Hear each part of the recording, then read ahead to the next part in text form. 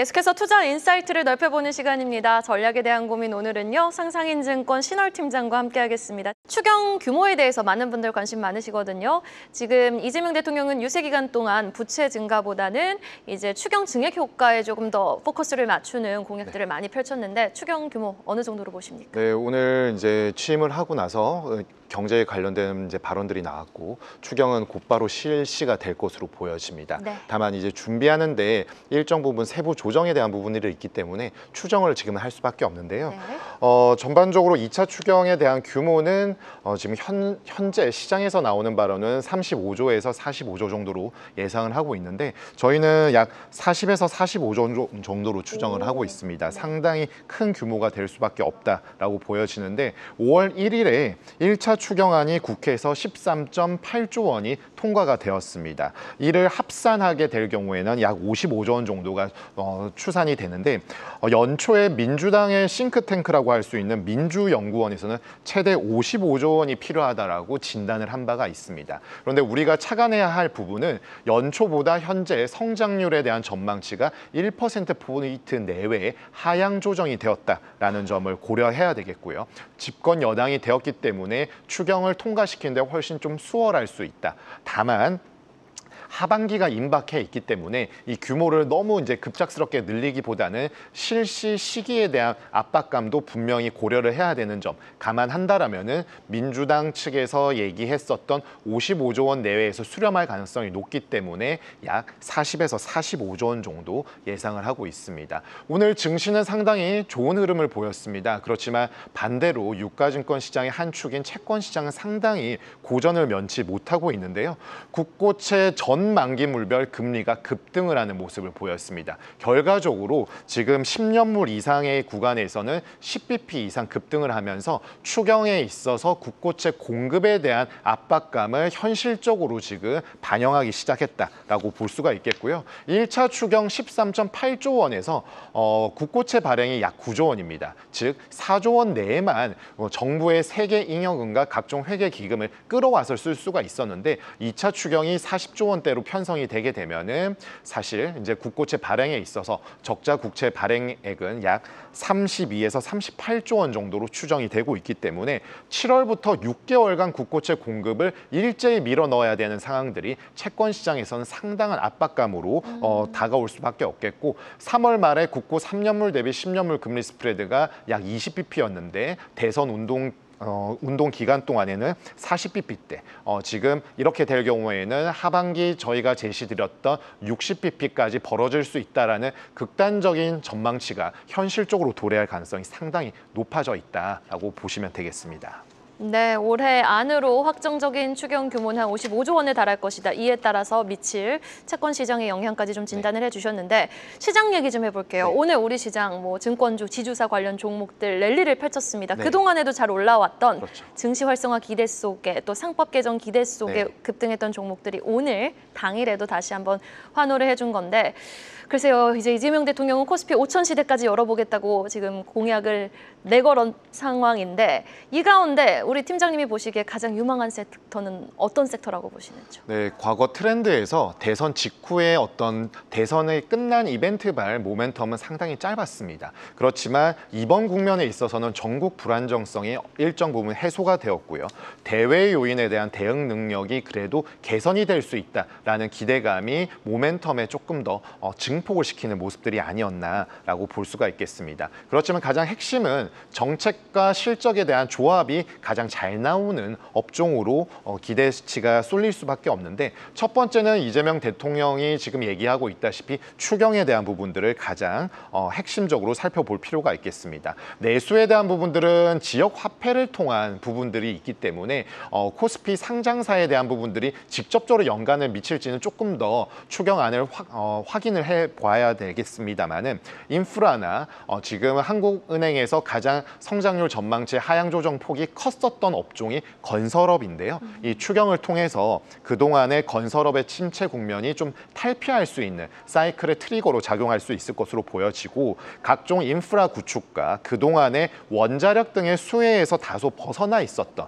대우건설, 삼성, 현대산업개발 그리고 코덱스 건설 ETF 등의 수급이 좀 개선될 수 있다라고 보여집니다.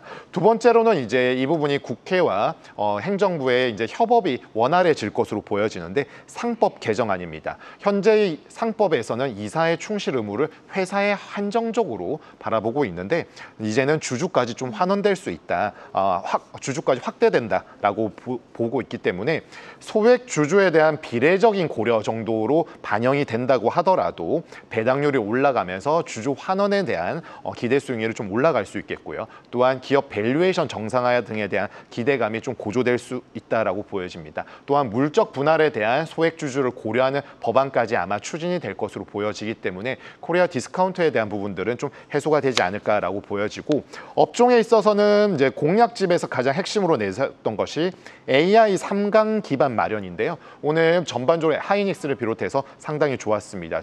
즉 국내 주력 산업이라고 할 수 있는 전기전자, 반도체, 전력기기에 대한 센티먼트가 상당히 개선될 수 있겠고요. 그동안의 관세 정책 때문에 억눌려 있었던 부분 역시나 통상 정책에 대한 협의 과정 속에서 그래도 수급이 조금 더 돌 수 있다라는 점, 업종의 주가 상승 가능성을 좀 지지하는 부분이라고 볼 수가 있겠습니다. 마지막으로는 이제 문화 강국, 소프트 파워에 대해서 민주당 정권은 항상 좀 강조를 하는 경우가 있는데요. 미디어 엔터 업종의 투심도 회복이 될 수 있으면서 워낙에 해당 업종들은 이제 실적에 대한 민감도가 좀 높을 수밖에 없는데 이런 정책적인 모멘텀이 부과가 된다라면은 민감도에 대한 부분들을 좀 낮춰줄 수 있다라고 볼 수가 있겠고, 전반적으로는 그동안의 저 PBR 가치주 중에서 자사주 보유 비중이 좀 높고 재무 안정성이 높은 퀄리티 팩터에 대한 부분도 또 관심을 가질 필요가 있겠습니다.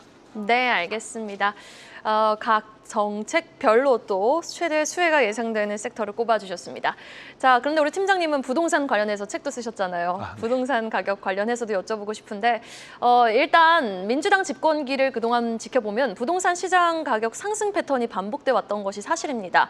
이번에도 뭐 재건축이라든지 재개발 규제 완화하고 또 공급도 확대한다라는 정책을 약속하면서 들썩이고 있는 상황인데 네. 어떻게 좀 전망하시는지, 그렇다면 부동산 또 증시, 채권, 원자재 이렇게 자산군으로 나눠봤을 때 포트는 어떻게 정비해보면 좋을지도 궁금합니다. 네, 원자재는 약간 매크로 환경에 좀 더 반응을 할 수 있기 때문에 비교군에서는 다소 조금 애매한 측면들이 있겠고요.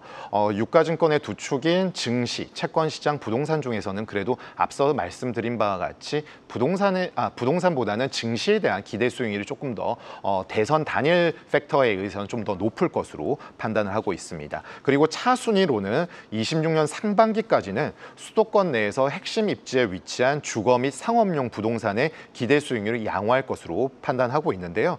일단은 부동산에 대해서 좀 짧게 말씀을 드리자면은 이재명 대통령은 대선 운동 기간 중에 부동산 관련 세제에 대해서는 더 추가 완화하거나 강화를 할 생각은 없다라고 표명을 했습니다.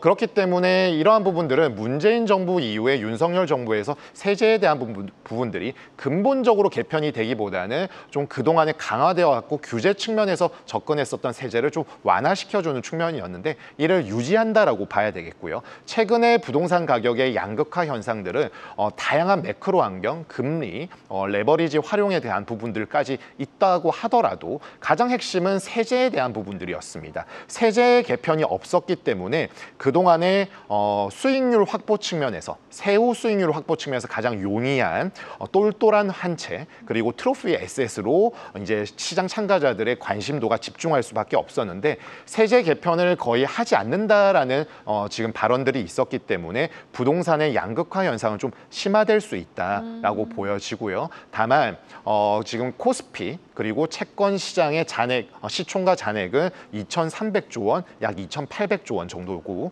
전국의 주택 시총은 약 7,000조 원입니다. 그렇지만 회전율에 있어서 가장 높은 것은 아무래도 유가증권인 주식시장이고 채권에 대한 부분은 아까 말씀드린 것처럼 추경에 대한 압박감이 있기 때문에 증시에 대한 기대 수익률이 좀 높을 수 있다. 그리고 부동산에 대한 부분들은 점진적으로 가되 이런 양극화에 대한 부분을 통해서 평균의 점진적 상승, 양극화에 대한 부분들은 좀 시장 참가자들이 체감하는 데 있어서는 각 지역별로 그리고 계층별로 좀 다른 부분들이 분명히 나타날 수 있는 점은 향후에 좀 고려하면서 지켜볼 필요가 있겠습니다. 증시 활성화는 기대되지만 부동산은 양극화가 조금 더 심해질 가능성이 크다라는 이야기까지 들어봤습니다. 지금까지 상상인증권 신월 팀장과 함께해봤습니다. 팀장님 말씀 고맙습니다. 네. 계속해서 다양한 경제 이슈를 알고 싶다면 구독과 좋아요, 알림 설정 부탁드립니다. AI 캐스터 권미정이었습니다.